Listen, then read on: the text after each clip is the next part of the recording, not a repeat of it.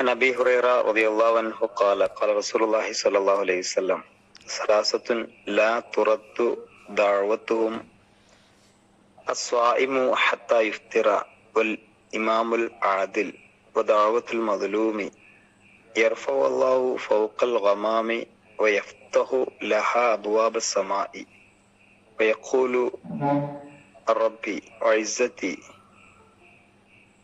ലൻസുറന്നക വലൗ ബഅദ ഹീൻ. അബൂ ഹുറൈറ റളിയല്ലാഹു അൻഹുവിൽ നിന്നും നിവേദനം, നബി തിരുമേനി സല്ലല്ലാഹു അലൈഹി വസല്ലം പറഞ്ഞു, 3 പേരുടെ പ്രാർത്ഥനകൾ ഒരിക്കലും അള്ളാഹു തിരസ്കരിക്കില്ല.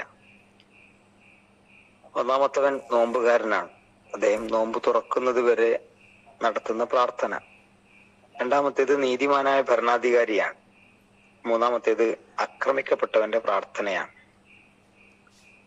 മേഘങ്ങൾക്കും മീതെ അള്ളാഹു അതിനെ ഉയർത്തിക്കൊണ്ടു പോവുകയും ആകാശ കവാടങ്ങൾ അതിനായി തുറന്നു വെക്കുകയും ചെയ്യും. അള്ളാഹു പറയും, എന്റെ പ്രതാപം തന്നെയാണ്, നിന്നെ ഞാൻ സഹായിക്കുക തന്നെ ചെയ്യും, അല്പം കഴിഞ്ഞാണെങ്കിലും ശരി. അള്ളാഹുവും മനുഷ്യനും തമ്മിലുള്ള ബന്ധത്തിന്റെ ഏറ്റവും വലിയ ഒരു പ്രകാശനമാണ് പ്രാർത്ഥന. അടിമയെ അവന്റെ സൃഷ്ടികർത്താവുമായി ബന്ധിപ്പിക്കുന്ന വലിയൊരു പാശമാണ് പ്രാർത്ഥന.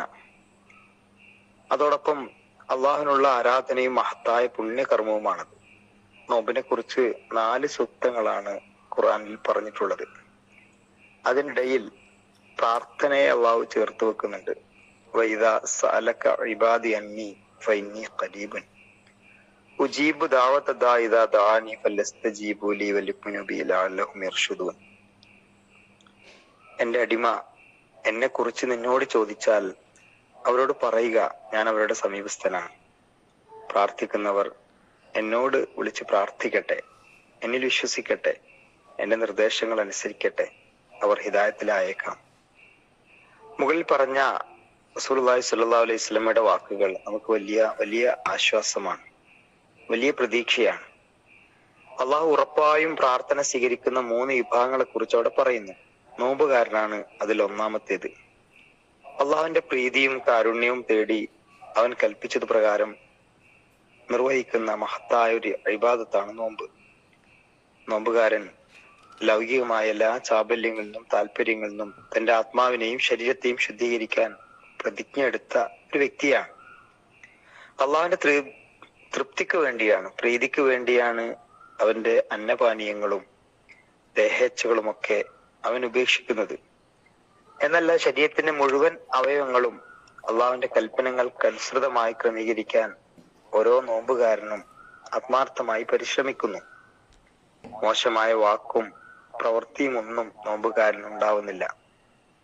അള്ളാഹിനെ കുറിച്ചുള്ള ഓർമ്മയിലും അവന്റെ കൽപ്പനയോടുള്ള സമ്പൂർണമായ വിധേയത്വവും അവന്റെ ജീവിതത്തിൽ നമുക്ക് എപ്പോഴും കാണാൻ കഴിയും.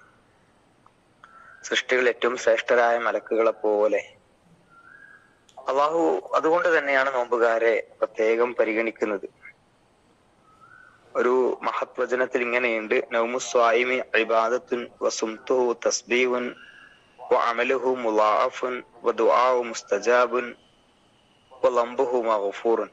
നോമ്പുകാരന്റെ ഉറക്കം ദൈവാരാധനയാണ്, അവന്റെ മൗനം ദൈവസ്മരണയാണ്, അവന്റെ പ്രവർത്തികൾക്കോ ഇരട്ടി പ്രതിഫലമുണ്ട്, അവന്റെ പ്രാർത്ഥനകൾ നിർബന്ധമാണ്, സ്വീകരിക്കപ്പെടും, പാപങ്ങൾ അല്ലാഹു പുറത്തു കൊടുക്കുകയും ചെയ്യും. ലിക്കുല്ലി അബ്ദിൻ സ്വായിമിൻ ദഅവത്തുൻ മുസ്തജാബത്തുൻ ഉഅ്തിഹാ ഫിദ്ദുനിയ. എല്ലാ നോമ്പുകാർക്കും അള്ളാഹുവിന്റെ അടുക്കൽ സ്വീകരിക്കപ്പെടുന്ന ഒരു പ്രാർത്ഥനയുണ്ട്. ഒന്നുകിൽ ഐഹിക ലോകത്ത് വെച്ച് തന്നെ അള്ളാഹു അവർക്കത് നൽകും, അല്ലെങ്കിലോ പാരത്രിക ലോകത്തേക്ക് വേണ്ടി അള്ളാഹു കരുതി വെക്കും. നോമ്പുകാരൻ നോമ്പ് തുറക്കുന്നത് വരെ എന്നാണ് ഈ ഹദീസ് വചനത്തിൽ പറഞ്ഞത്. അസ്വായിമു ഹീന ഇഫ്തിറു, നോമ്പുകാരൻ നോമ്പ് തുറക്കുന്ന സമയം എന്നും ചില വചനങ്ങളിൽ നമുക്ക് കാണാൻ കഴിയും. നോമ്പ് തുറക്കുന്ന സമയം ഏറ്റവും പ്രധാനപ്പെട്ട സമയമാണ്. അലക്ഷ്യമായ മനസ്സോട് കൂടിയിട്ടല്ല നമ്മൾ ഇഫ്താറിന്റെ സമയത്ത് ഇരിക്കേണ്ടത്.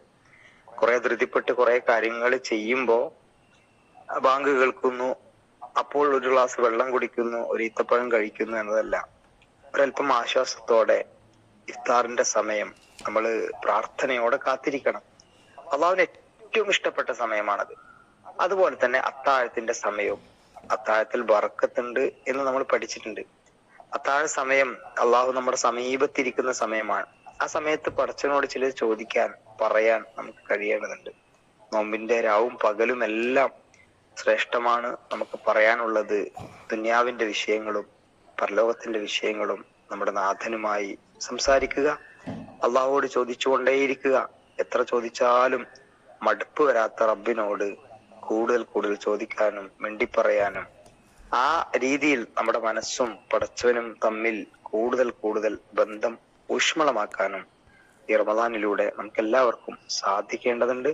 അല്ലാഹു സുബ്ഹാനഹു വ തആല നമ്മെ അനുഗ്രഹിക്കുമാറാവട്ടെ. വാഖിറു ദഅവാന അൽഹംദുലില്ലാഹി റബ്ബിൽ ആലമീൻ. ആമീൻ. അസ്സലാമു അലൈക്കും വറഹ്മത്തുള്ളാഹി.